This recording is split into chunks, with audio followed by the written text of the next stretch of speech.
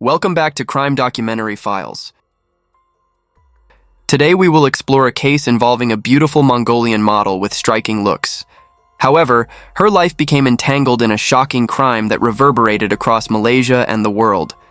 The victim in this case was Shaariibuugiin Altantuyaa, born in 1978 in Mongolia.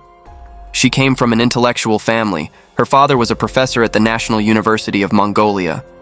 Due to her parents' work, Altantuyaa grew up in Russia. Besides her beauty, she was highly educated and fluent in several languages, including Mongolian, Russian, Chinese, English, and a bit of French. At 18, Altantuyaa married Madai, the lead singer of Mongolia's famous band Black Moss, and they had a child together. The couple frequently appeared in magazines and interviews, garnering public attention. Their family of three was seen as a model of perfection. Altantuya's married life seemed carefree, but she dreamed of becoming a model and was unwilling to stay at home as a housewife. This ambition led to frequent arguments with her husband. Ultimately, their marriage lasted only 2 short years, ending when she was 20 years old. Perhaps because she was still young and yearning for love, Altantuyaa remarried the same year she divorced, this time to a designer. Unfortunately, this marriage also lasted only 2 years. Despite 2 failed marriages, Altantuyaa didn't succumb to despair.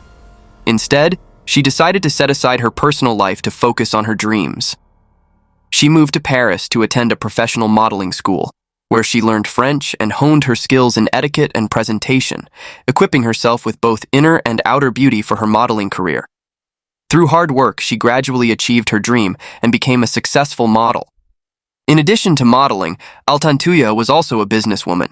Her business involved exporting textiles from China to other countries, which meant she often lived and traveled between Shanghai, Beijing, Hong Kong, and Taiwan. To her friends, she led a luxurious lifestyle, frequently visiting high-end locations and mingling with the elite. However, at the peak of her career, Altantuyaa became pregnant again. Tragically, her second child was born with neurological paralysis and required frequent medical care. To this day, the identity of the child's father remains unknown. Rumors suggest he was a wealthy Mongolian businessman, but no one knows for sure. Despite this, having a second child with severe health challenges didn't seem to affect Altantuya's stunning appearance. She continued to thrive in elite circles and social events. With her striking looks and ability to speak 4 languages fluently, she could effortlessly blend into any social setting. Altantuya's life took a significant turn at age 26 when she met a man in Hong Kong. In 2004, during an international exhibition in Hong Kong, her regal and elegant appearance caught many eyes at the event. One of the people captivated by her was 44-year-old Abdul Razak. At the time, Abdul Razak was not an ordinary man. He was a defense ministry advisor in Malaysia and the director of the Strategic Research Center. More importantly, Razak was the right-hand man of Deputy Prime Minister Najib Razak. Razak's political power was second only to Najib's and far above that of many others. It was widely believed that in just a few years, as Najib ascended to the role of Prime Minister, Razak's political career would flourish further. However, he likely never imagined that his encounter with Altantuyaa would become a ticking time bomb for both his career and Najib's. At the Hong Kong exhibition, Razak was immediately captivated by Altantuyaa, and she, in turn, was drawn to his confidence and charisma. Their conversation flowed effortlessly, and Razak saw in her not only beauty, but also intellect. As mentioned earlier, Altantuyaa was fluent in 4 languages and had extensive experience in international business, making her an extraordinary talent in Razak's eyes.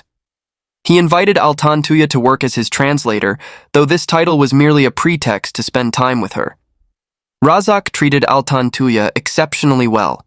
He took her on trips to Europe, frequently bought her jewelry, and generously supported her financially when she faced difficulties. His gestures deeply moved her. After more than a year of knowing each other, in 2005, Altantuyaa, who had endured 2 failed marriages, regained her faith in love.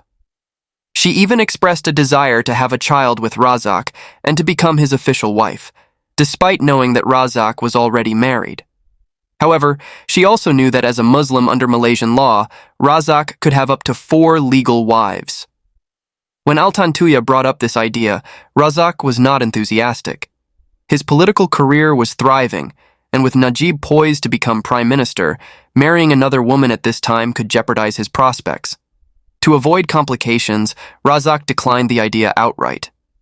Yet being a man who enjoyed romance, he didn't completely cut ties with Altantuyaa, as he still wanted her to bear his child. Razak devised a solution. He arranged for a lawyer friend to marry Altantuyaa as a legal formality, ensuring she had a legitimate husband on paper, while he and Altantuyaa continued their secret relationship. When Altantuyaa discovered Razak's plan and realized he only saw her as a mistress, she decided to confront him. In October 2005, while in Mongolia, Altantuyaa resolved to travel to Malaysia to have a clear discussion with Razak. Accompanying her on this trip was her cousin. Unfortunately, things didn't go as planned. Upon her arrival in Malaysia, Razak seemed unwilling to meet her. For days, Altantuyaa tried to contact Razak but failed. With her strong-willed personality, she refused to give up. In the following days, she went directly to Razak's house, shouting in front of his gate. Despite her persistence, Razak continued to avoid her, leaving her to scream outside. At this stage, the situation was still just a typical affair involving a married man and his mistress. However, the story soon took a dramatic turn, becoming one of the most infamous criminal cases. On the evening of October 19, 2006, around 7 p.m., Altantuyaa and her cousin were resting in their hotel room when Altantuyaa suddenly received a phone call and rushed out. Her cousin, noticing her urgency, asked what was happening. Altantuyaa replied that her husband had sent someone to pick her up and take her to his villa in Damansara Heights. Of course, the cousin had never met the husband her sister referred to. Regarding this husband, Altantuyaa had only shown her cousin a single photograph taken at a restaurant. The picture featured 3 individuals, Altantuyaa and 2 men, Malaysia's then Deputy Prime Minister Najib and Malaysia's Defense Ministry advisor Razak. Razak was presumed to be the husband Altantuyaa mentioned. However, the cousin, understanding that they were merely secret lovers, refrained from asking further questions and stayed at the hotel, waiting for Altantuyaa to return. As the night wore on and Altantuyaa did not return, her cousin became increasingly concerned. Normally, Altantuyaa would only be gone for a few hours. Worried, she went to report the situation to the police. Strangely, when the cousin filed her report, the police dismissed her claims, suggesting she was mentally unstable and refusing to believe her story. They insisted that Altantuyaa could not be in Malaysia because there was no record of her entering the country. Naturally, the cousin was furious. After all, they had flown together and gone through immigration at the same time. How could there be no record of Altantuya's entry? Determined, the cousin demanded that Malaysian authorities search for her missing sister. She explicitly stated that her sister was the lover of a powerful figure in Malaysian politics, Razak, and was also acquainted with Deputy Prime Minister Najib. She hoped this information would prompt the police to take the matter seriously. Reluctantly, the police agreed to begin a search. However, as days turned into weeks, the cousin received no updates. Altantuyaa seemed to have vanished without a trace. 3 weeks after Altantuya's disappearance, on November 6, 2006, the cousin finally received a call from the police. They informed her that they might have found Altantuyaa. Initially relieved, the cousin was soon shocked by the officer's next statement. They had discovered a dismembered body. Was this Altantuyaa? And what had happened to her? On November 6, 2006, police uncovered a gruesome murder in the Shah Alam Forest Reserve near Kuala Lumpur. Bones and flesh fragments were scattered across the area. Beneath the remains was a charred pit. Malaysian authorities spent over 8 hours processing the crime scene, recovering more than 40 bone fragments, including parts of a skull, a section of the spine, scalp, flesh, and hair. However, they could not reconstruct a complete body. Traces of explosives were also found, leading to an initial suspicion that the victim had been killed using explosives. With the remains so thoroughly destroyed, including the face, and no identification documents present, determining the victim's identity was impossible at the time. Investigating the missing persons reports, the police noted that a Mongolian woman named Altantuyaa had been reported missing 3 weeks earlier. They contacted the individual who had filed the report, Altantuya's cousin, for verification. DNA testing ultimately confirmed that the victim was indeed Altantuyaa. It was now clear that this was a case of murder. Authorities analyzed the explosive residue found at the scene. The results indicated the presence of C4, a type of explosive that is exceptionally difficult for ordinary individuals to obtain. In Malaysia, C4 is typically used by the military and police for clearing terrain. Additionally, the crime scene was in a remote area, approximately 1.2 miles from the main road, accessible only by specialized four-wheel drive vehicles. This led police to suspect that the crime might be linked to the military. According to Altantuya's cousin, she had visited her lover Razak's house before her disappearance. Strangely, when reviewing the records, the police discovered that 4 days after Altantuyaa went missing, they had received a complaint about her, and the complainant was none other than Razak himself. 4 days after her disappearance, Razak unexpectedly went to the police station to report that he had been continuously threatened and harassed by a Mongolian woman named Altantuyaa. Razak insisted that the police document his complaint. With this evidence, Razak naturally became the primary suspect. However, during the investigation, Malaysian authorities uncovered 2 other suspicious figures: special operations officers from the Malaysian Special Action Unit, who also served as bodyguards to Deputy Prime Minister Najib, Chief Inspector Azila Hadri, and Corporal Shaariibuugiin Ajar Umar. After being arrested, Azila and Shaariibuugiin quickly confessed. They claimed that, days before Altantuyaa disappeared, they had received instructions regarding a troublesome Chinese woman. This Chinese woman was actually Altantuyaa, who was Mongolian, not Chinese. Azila and Shaariibuugiin stated that they had been told the woman had a complicated background, was potentially a spy, and needed to be handled. Acting on these orders, they went to Altantuyaa's hotel to wait for her. However, their first attempt to confront her failed because Altantuyaa was accompanied by 2 others, and the hotel was equipped with extensive security cameras, making it impossible to act. A few days later, on October 19th, the day Altantuyaa disappeared, they received another call from their superiors, informing them that the Chinese woman was now at the gate of Razak's villa and needed to be dealt with. Azila and Shaariibuugiin split into 2 teams. Shaariibuugiin, along with his ex-girlfriend, went to the villa to apprehend Altantuyaa, while Azila searched for an off-road vehicle to use and planned to meet them later. Shaariibuugiin and Azila confessed that when Shaariibuugiin and his ex-girlfriend arrived at Razak's villa, they saw the woman and abducted her, forcing her into their red car. They immediately drove off to meet Azila at a predetermined location. However, during the drive, Azila called and instructed them to find a secluded spot to deal with the Chinese woman. Unable to find a suitable location, they continued to transport Altantuyaa until they met up with Azila. Together, they discussed the best place and method to carry out the act.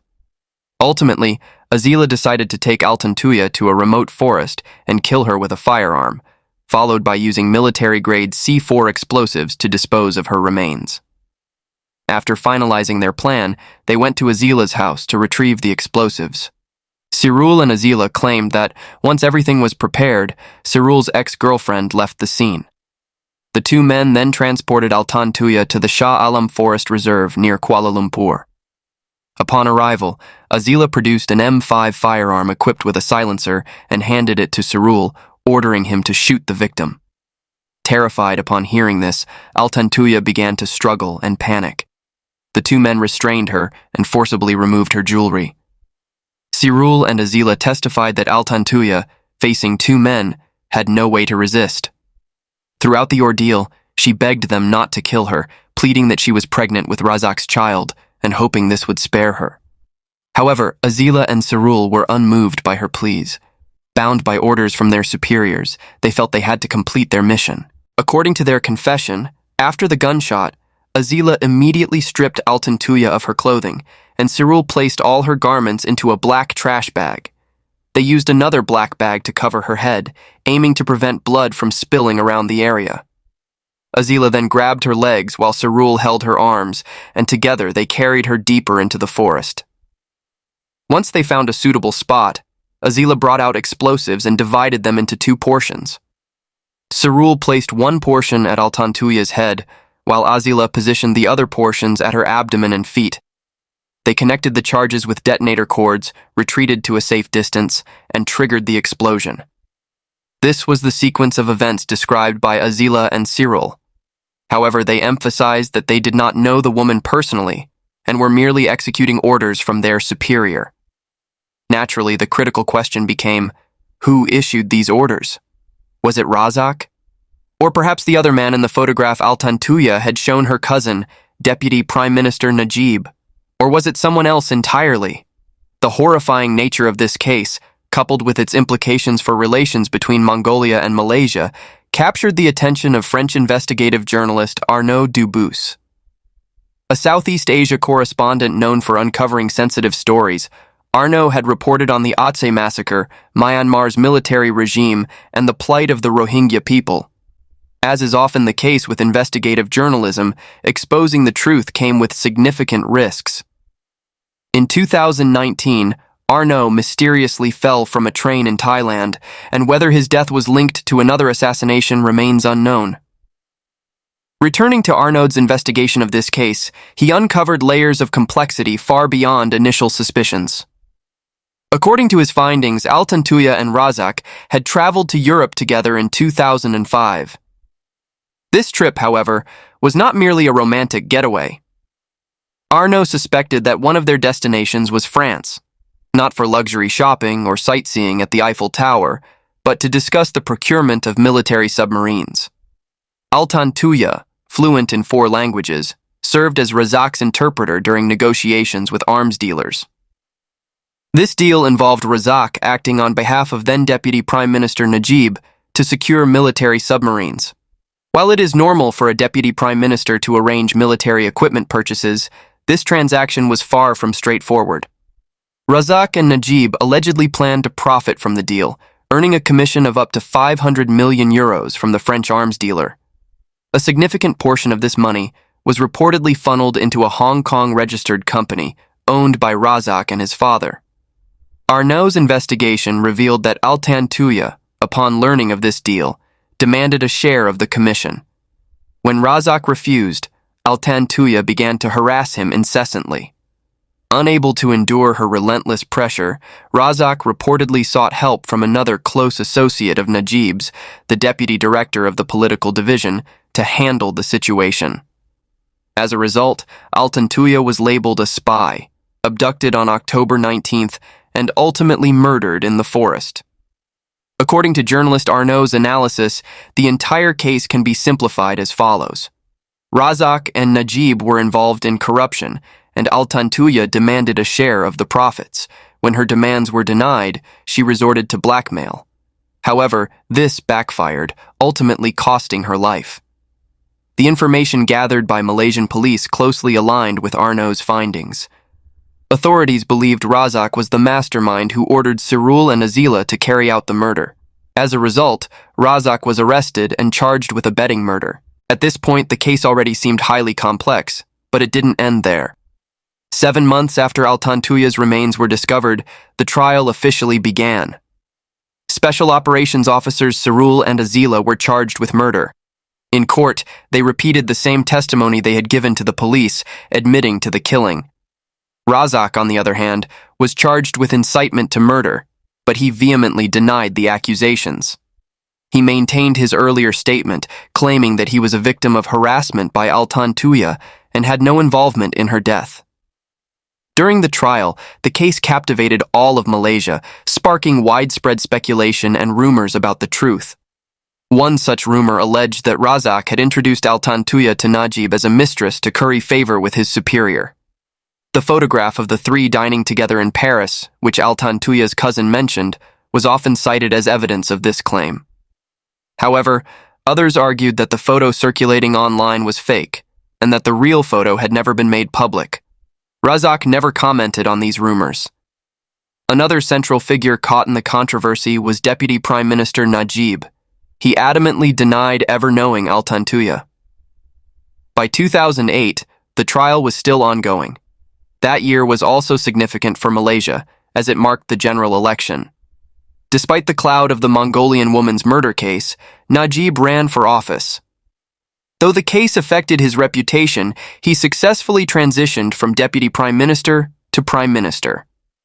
However, just 3 months after Najib assumed office, a bombshell declaration surfaced online, alleging that the new Prime Minister had known Altantuyaa and had an intimate relationship with her. This declaration was made by a former police officer named Bala. After leaving law enforcement, Bala became a private investigator. He stated that Razak had hired him as a personal bodyguard before the murder occurred. Razak allegedly sought Bala's services because he was being relentlessly harassed by a Mongolian woman named Altantuyaa, and Bala's job was to protect Razak and keep Altantuyaa away. In his declaration, Bala claimed that Razak didn't meet Altantuyaa in Hong Kong, but rather at a diamond exhibition in Singapore. Moreover, Razak was introduced to Altantuyaa by Najib himself. Bala further stated that Najib had spoken to Razak about his relationship with the Mongolian woman, mentioning her special skills. Subsequently, the three of them traveled to Paris for dinner, where the now infamous photograph of them was taken. According to Bala's statement, Najib had once told Razak that he hoped Razak could provide financial support to the woman. Following this, Razak frequently received calls from Altantuyaa demanding money. At first, Razak agreed to her requests, even purchasing a house for her in Mongolia. However, over time, he grew tired of supporting her, realizing she was a con artist and had even deceived Najib.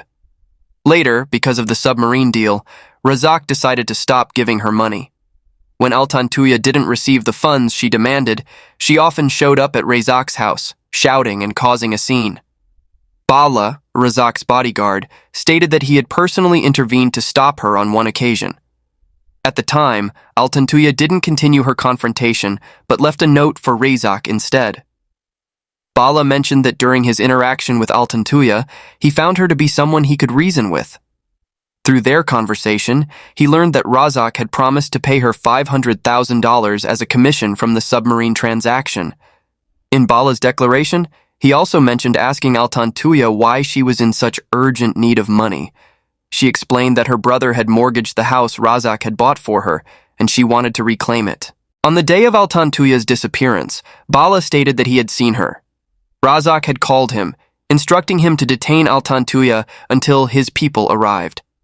Shortly afterward, a red car appeared, and Altantuyaa was forcibly taken into the vehicle. After Altantuya's disappearance, Bala was arrested by the police and detained for 7 days. While in custody, Bala immediately sought Razak's help. Razak, in turn, reached out to his superior, then Deputy Prime Minister Najib, for assistance. According to Bala, Najib replied to Razak via text, stating, "I met with the chief of police this morning. The issue will be resolved. Stay calm." After 7 days in detention, Bala was told he could leave after signing a statement. However, upon reviewing the document, he noticed that all mentions of Deputy Prime Minister Najib had been removed. On the same evening that Bala made his declaration public, Prime Minister Najib held a press conference, once again denying any acquaintance with Altantuyaa. The very next day, something unexpected occurred. Bala issued a second declaration. In this new statement, he completely retracted his earlier claims, stating that the contents of the first declaration were entirely false. Shortly afterward, Bala and his entire family disappeared from Malaysia. His home was later found to have been broken into, and no one could contact him again. Naturally, he was also unavailable to testify in court. At this point, there were now 3 different versions of events. Which version represents the truth? After many days of trial proceedings, the court ruled that there was insufficient evidence to convict Razak and declared him not guilty, releasing him immediately. Upon his release, Razak held a press conference, denying his former bodyguard's claims and reiterating that Najib truly had no connection to Altantuyaa. Of course, after Razak's release, the trial continued, shifting its focus to the two individuals who carried out the murder, Azila and Shaariibuugiin. Their behavior in court was astonishing. During his defense, Shaariibuugiin had an emotional outburst, claiming they were merely scapegoats protecting an unnamed person who had never been brought to court. Shaariibuugiin stated, "I had no reason to harm the victim or take her life in such a cruel way. I will appeal. The court has the authority to decide my fate, but if it sentences me to death, it will only fulfill someone else's plan. Please, do not impose the death penalty on me." Although both men insisted they were following orders, the evidence against them was irrefutable. Azila and Shaariibuugiin were ultimately convicted of murder and sentenced to death. Their families were deeply emotional upon hearing the verdict, but immediately decided to file appeals. Azila even reassured his family as they faced the grim outcome. Altantuya's family, particularly her father, was dissatisfied with the ruling. He believed the case was far more complex, and that those truly responsible for the crime extended beyond the two convicted men. Consequently, the family filed a civil lawsuit, claiming that the case had caused them severe emotional and psychological distress. They sought damages of 100 million ringgit, equivalent to $22 million US, from four parties: Shaariibuugiin, Azila, Razak, and the Malaysian government. However, it would take 13 years for this civil case to finally go to trial, a matter we'll discuss later. Returning to the appeals process of the two death row convicts. After their sentencing, Razak's former bodyguard, Bala, unexpectedly resurfaced. In an interview, he revealed that after making his initial declaration, he had received a threatening phone call from Najib's wife, who warned him that his entire family was at risk. Bala claimed he was then coerced into writing the second declaration. He and his family were subsequently taken to Singapore by Najib's brother and eventually fled to various locations before going into hiding in India. Bala stated during his reappearance that as long as Najib remained in power, he could not return to Malaysia. At this point, a major turning point in the case occurred. After Azila and Shaariibuugiin appealed their death sentences, the appellate court ruled that neither man had a motive to kill Altantuyaa. As a result, their prior convictions were overturned and they were acquitted and released. Notably, the year of their release, 2013, was also the year Najib was re-elected as Prime Minister. Around this time, Najib's government began prosecuting critics under charges of sedition. Najib's power had reached its peak. But does this mean that no one will ever be held accountable for Altantuya's death? When Shaariibuugiin and Azila were released, it caused a fierce public reaction. Due to overwhelming public pressure, the prosecution filed another appeal. This time, the court reversed its previous decision. Shaariibuugiin and Azila's murder conviction was reinstated, along with their death sentences. Police immediately moved to arrest them. However, Shaariibuugiin had already used his temporary freedom to flee to Australia, and only Azila was recaptured. Although Malaysian police requested that Australian authorities extradite Shaariibuugiin for trial, Australia's opposition to the death penalty has led to an ongoing extradition dispute between the two countries. In 2018, Malaysia experienced major political upheaval. The UMNO party, which had ruled Malaysia for 60 years, was overthrown during Najib's administration due to involvement in the 1MDB fund corruption scandal by the opposition Hope Alliance Party.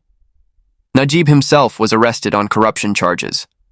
Returning to the Altantuyaa case, after Najib lost power, Azila declared he was ready to reveal case details in exchange for full amnesty from the new government. We have summarized Azila's statement in 5 points. First, the directive came from Najib, and he and Shaariibuugiin acted on Najib's orders. Second, Najib described Altantuyaa as a foreign spy and national security threat. In one meeting, Najib discussed killing Altantuyaa with him. Third, Najib sent him to the Police Special Action Unit's armory to obtain C4 explosives. Fourth, during the initial trial, certain evidence was suppressed and not submitted to court. Fifth, Najib told them they would receive help with everything, including protection from prosecution. Notably, although Najib was implicated in the 1MDB scandal, he remained free at the time. After Azila's statement, Najib immediately responded, claiming the Hope Alliance government was conspiring with Azila to frame him. Later, Najib posted on Facebook that the explosives found at the scene were LDX and PETN, types used in mining and construction, not C4 as reported. By 2019, Altantuya's father's 100 million ringgit compensation lawsuit finally went to trial. After 13 years, Altantuya's father said that after learning of his daughter's death, he conducted his own investigation. He discovered a bank transfer of $18,000 from Razak in Altantuya's bank account. Additionally, he found a jewelry receipt for 18,000 Hong Kong dollars, also paid by Razak. However, this could only prove financial transactions, not a romantic relationship between them. Additionally, Altantuya's father revealed that before his daughter's disappearance, they had shared a meal together. During the meal, Altantuya told him she would go to Malaysia the next day to find Razak. Her father said, "I'm not sure if she was referring to Najib or Razak at the time, as both men had these letters in their names." Later, Altantuya told him she had a relationship with a powerful figure called Baginda, who was Razak. She also mentioned to him that she was going to Malaysia to request money for her son's medical treatment. During the meal, Altantuya went to the restroom. While she was away, her phone rang in her purse. He opened the purse to check and discovered a photograph of Altantuya with a man, but he couldn't remember who the man was. A police officer who had investigated the case also presented shocking evidence. It turned out that on the day of her disappearance, at 1:08 p.m., Altantuya had actually visited the police station. The police reporting system contained 2 pages of documentation stating that her reason for coming to Malaysia was to meet Razak. Once she received the money Razak had promised, she would return to Mongolia. The report also mentioned that if anything happened to her, the police should look for Razak. In the report, Altantuya wrote, "Perhaps this is my fault. Now I truly understand he doesn't love me anymore. When I came to Malaysia, I did foolish things. I wrote him a letter saying I would vanish from this world. After receiving the letter, he threatened to deal with me. I was wrong. I blackmailed him, but now he's trying to kill me." The latest news is that a carpet merchant from Dubai, who was also a friend of Najib and his wife, has publicly admitted to being involved in Altantuya's murder.